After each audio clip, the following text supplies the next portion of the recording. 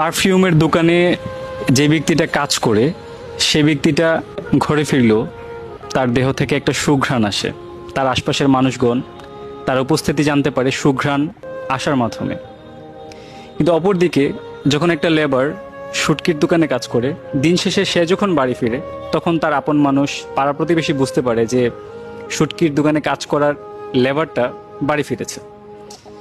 আপনি যেই কাজটাই করেন না কেন সেটার চিহ্ন পেছনে আপনি ফেলে যান, সেটা আপনি বুঝতেও পারেন না।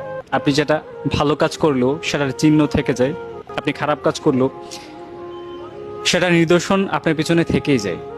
সুতরাং আপনি যদি খারাপ বন্ধুদের সাথে চলাফেরা করেন তাহলে নির্ঘাত আপনি ভেবে নিন আপনার অনাগত ভবিষ্যৎ খারাপের দিকেই ঢলে পড়বে।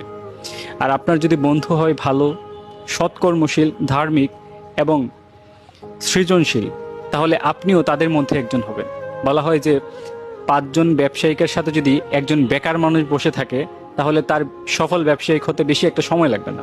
কিন্তু 5টা বেকার মানুষের সাথে যদি একটা সফল ব্যবসায়িক বসে থাকে তাহলে সেই মানুষটা বেকার হতে বেশি দিন দেরি লাগবে না। বলা হয় যে সঙ্গ দোষে লোহা জলে ভাসে।